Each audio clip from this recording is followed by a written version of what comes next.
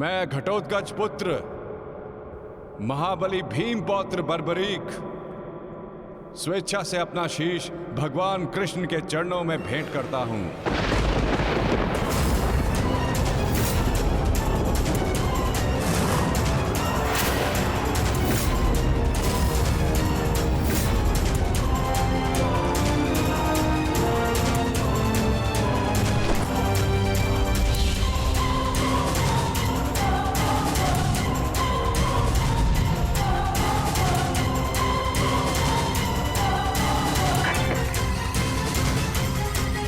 भगवान श्याम की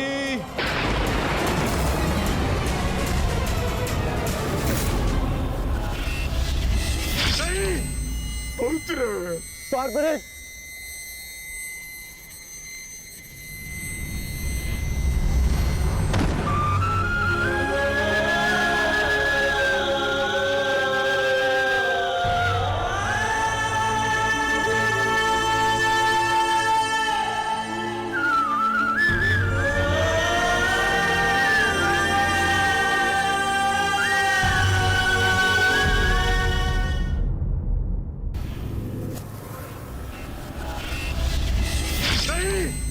पुत्र बार्बरिक।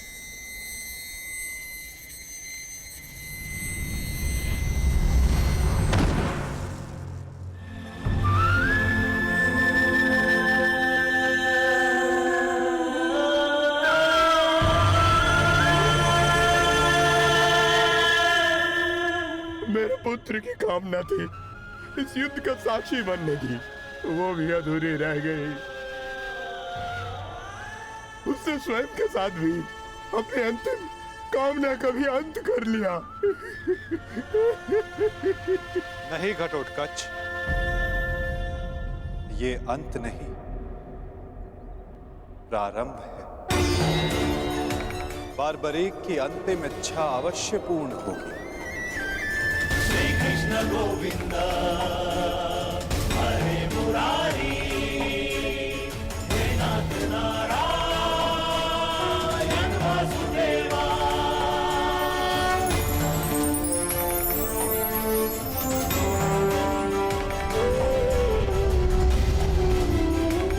श्री कृष्ण गोविंद हरे मुरारी, हे नाथ नारायण वासुदेवा। श्री कृष्ण गोविंद हरे मुरारी, हे नाथ नारायण वासुदेवा। श्री कृष्ण गोविंद हरे मुरारी, हे नाथ नारायण वासुदेवा। श्री कृष्ण गोविंद हरे मुरारी, हे नाथ नारायण वासुदेवा। श्री कृष्ण गोविंद हरे मुरारी, हे नाथ नारायण वासुदेवा। श्री कृष्ण गोविंद हरे मुरारी, हे नाथ नारायण वासुदेवा। श्री कृष्ण गोविंद हरे मुरारी, हे नाथ नारायण वासुदेवा। बर्बरीक इस महाभारत का एक महत्वपूर्ण कार्य पूर्ण करेगा। बार्बरीक का ये त्याग, ये बलिदान व्यर्थ नहीं जाएगा। तुम सदैव अपने साहस, बुद्धिमता, इस महायुद्ध के, इस महाभारत के एकमात्र साक्षी के रूप में जाने जाओगे बार्बरीक। संसार तुम ही से जानेगा कि इस महायुद्ध में जो कुछ भी हुआ धर्म के अनुसार हुआ, और इस संसार के अंत तक तुम इस धर्म युद्ध के साक्षी रहोगे बार्बरीक। तुम्हारे इस निस्वार्थ बलिदान के लिए तुम्हें सदा आदर दिया जाएगा बार्बरीक, और तुम्हारी खाटू श्याम के नाम से पूजा की जाएगी।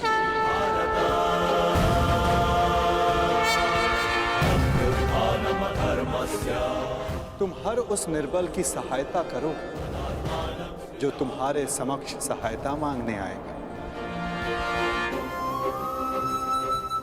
वीर बार्बरीक, तुम अपने साहस के लिए जाने जाओगे, महाभारत के निर्णायक के रूप में जाने जाओगे, शीश दानी के रूप में जाने जाओगे।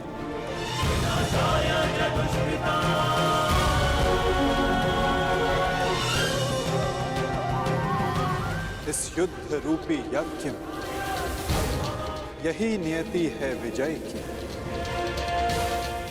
विजय बलिदान मांगती है, विजय दान मांगती है। दानी बारबरी, तुम सदा अमर रहोगे।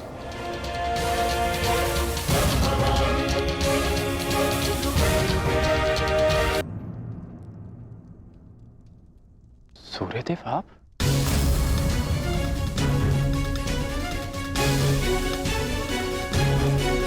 बड़ी बात। कल्याण हो पुत्र।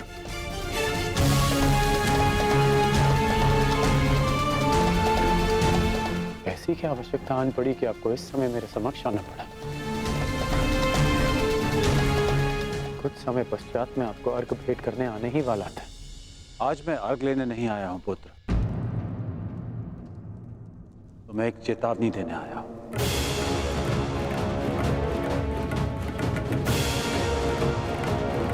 और वो ये, तुम कल प्रातःकाल मुझे अर्घ भेंट करने मत आना। और यदि तुम मुझे अर्घ भेंट करने आए तो तुम अपना सर्वस्व खो बैठोगे।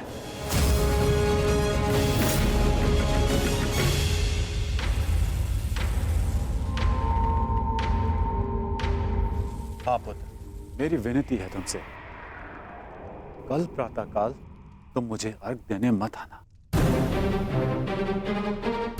तो मैं तो आपको बचपन से अर्घ देते आया हूं।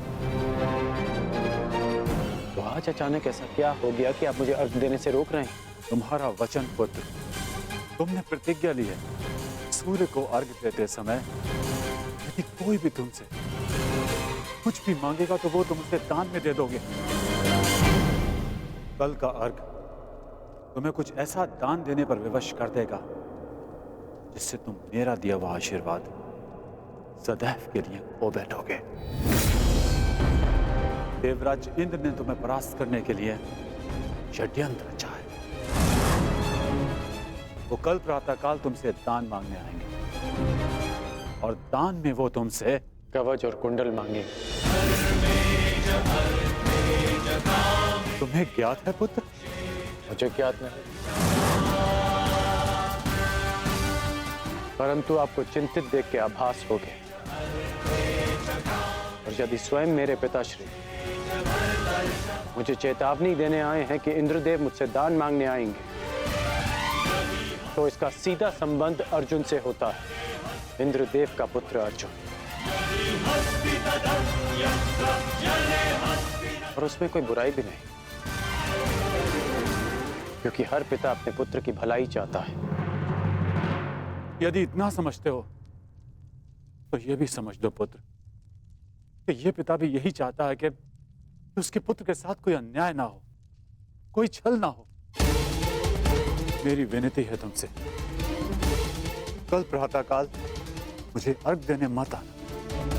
पहले भी मैं तुम्हारे साथ बहुत अन्याय कर चुका हूं पुत्र, परंतु अब और अन्याय नहीं। कहो पुत्र, अपने पिता की बात मानोगे?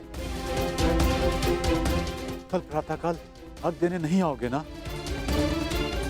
मुझे उत्तर दो पुत्र, मुझे उत्तर दो। प्रश्न उत्तर का समय नहीं बचा है। मनुष्य का कर्म उसके हर प्रश्न और उत्तर से बड़ा होता है। और अब आपके कर्म का समय हो गया है। अंधकार में डूबे समस्त संसार को आपको प्रकाश देना है। आप अपना कर्म और धर्म निभाइए और मैं अपना कर्म और धर्म निभाऊंगा। बस आपसे एक प्रार्थना है कि अब ये अन्याय मत होने दीजिएगा कि संसार कहे कि कर्ण ने अपने जन्मदाता को अपना धर्म करने से रोक दिया।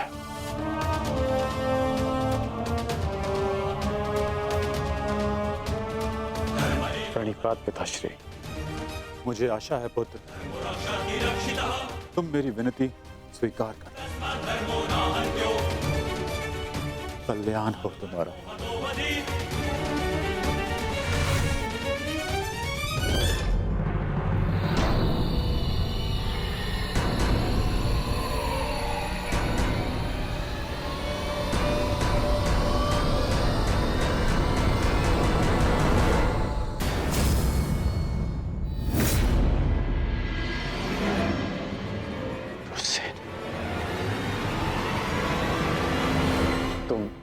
तुम यहाँ क्या कर रहे हो? मैंने सब सुन लिया।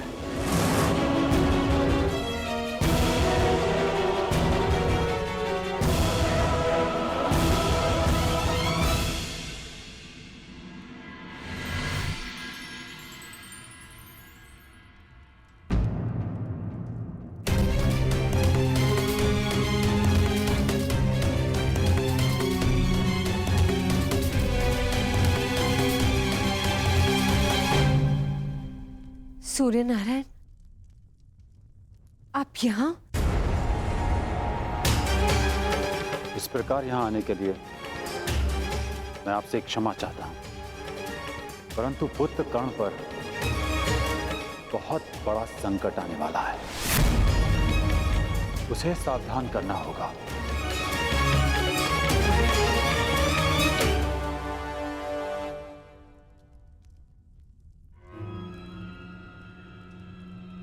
आप सूर्यपुत्र हैं,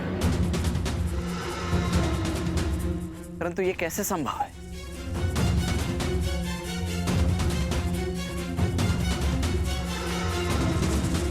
मेरे जन्म से पूर्व एक स्त्री को वरदान मिला था कि वो किसी भी देवता का आवाहन करके कोई भी वरदान पा सकती थी। उस स्त्री को विश्वास नहीं हुआ और उसने इस वरदान को परखने का प्रयास किया। उसने सूर्यदेव का आवाहन किया और वरदान से बद्ध सूर्यदेव को उन्हें पुत्र देना पड़ा, परंतु वो अविवाहित कन्या समाज के भय से भयभीत हो गई और उसने उस बालक को गंगा में बहा दिया। वो बालक मैं था, जिसे पिता अधिरथ ने पाला। सूर्यदेव के आशीर्वाद के रूप में मुझे कवच और कुंडल मिले, जो आप इंद्रदेव छीन लेना चाहते हैं अपने पुत्र अर्जुन के लिए। सूर्यदेव मुझे यही समझाने आए थे कि मैं इंद्रदेव को कल दान ना दूं। अर्थात आज आप अर्घ देने नहीं जा रहे?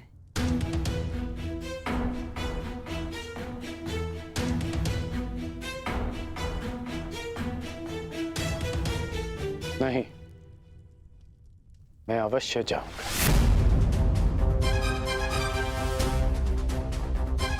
क्यों? मैं आपको ऐसा नहीं करने दूंगा।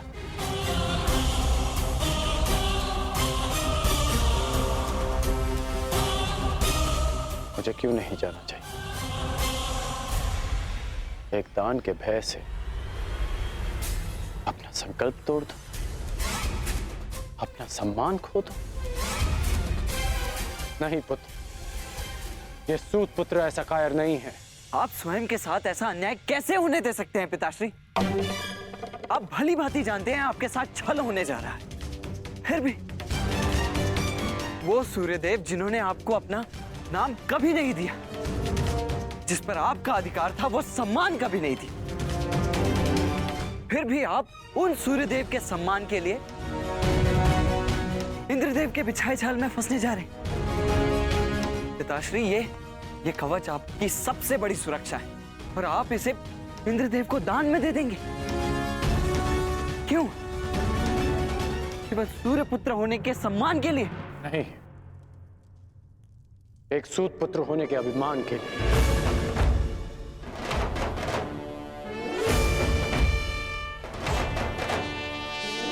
मैं आज भी एक सूत पुत्र हूं।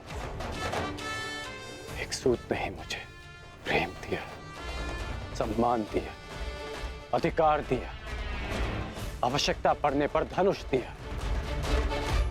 जब मैंने उससे दूर जाने की आज्ञा मांगी तो उन्होंने मुझे वो भी दी।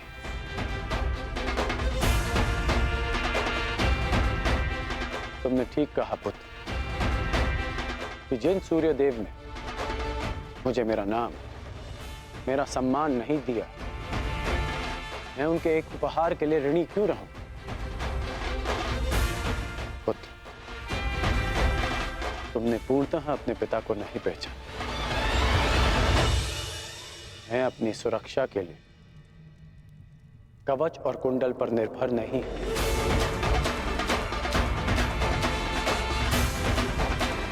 मेरी शक्ति मेरा वो साहस है जो मैंने अपनी मां राधा से पाया।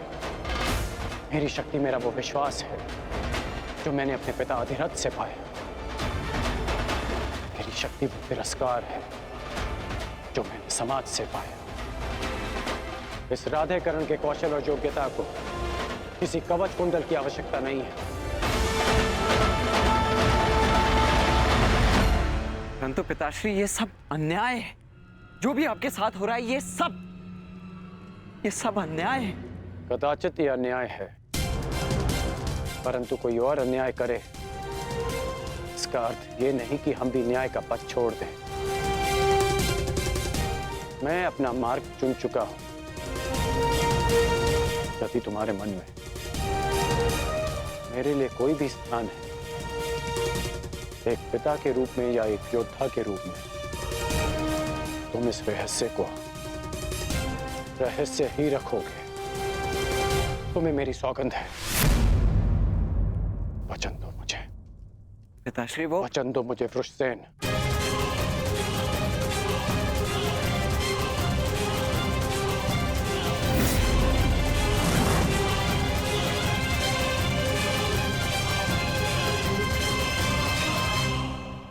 सूर्य उदय का समय हो गया है और मेरे अर्घ देने का भी।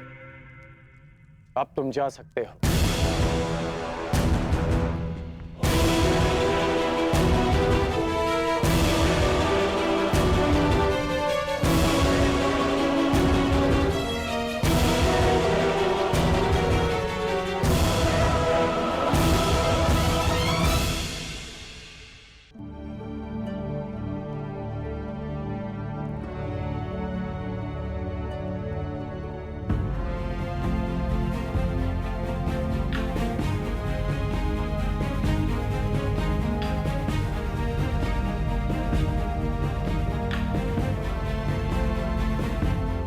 क्या हुआ माता? समय हो गया है, परंतु अभी तक सूर्यदेव उदित नहीं हुए। क्योंकि कदाचित ये उदय होने का उचित समय नहीं है पार्थ। मैं समझा नहीं माता। सूर्यदेव का उदित होना अनिवार्य है, प्रकृति का नियम है। भला इसके विरुद्ध कौन जा सकता है?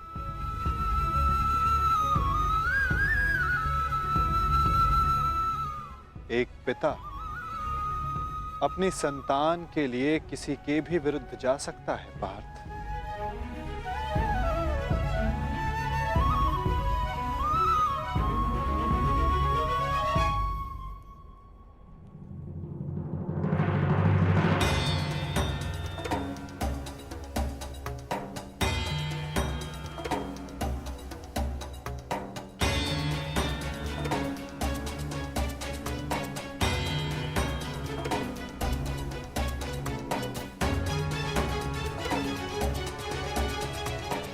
रानीपात वासुदेव।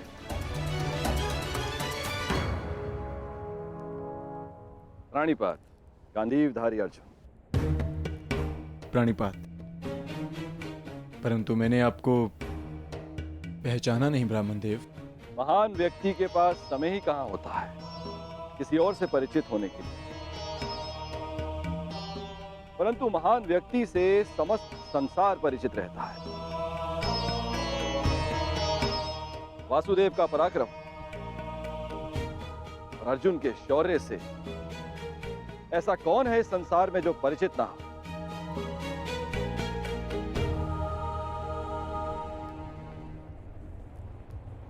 धन्यवाद।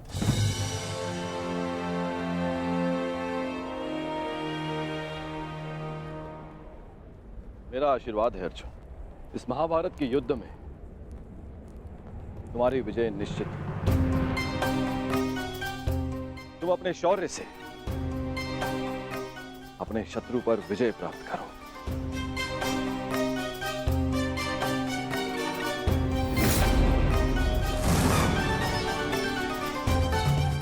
मैंने आपकी बात सुनी वासुदेव,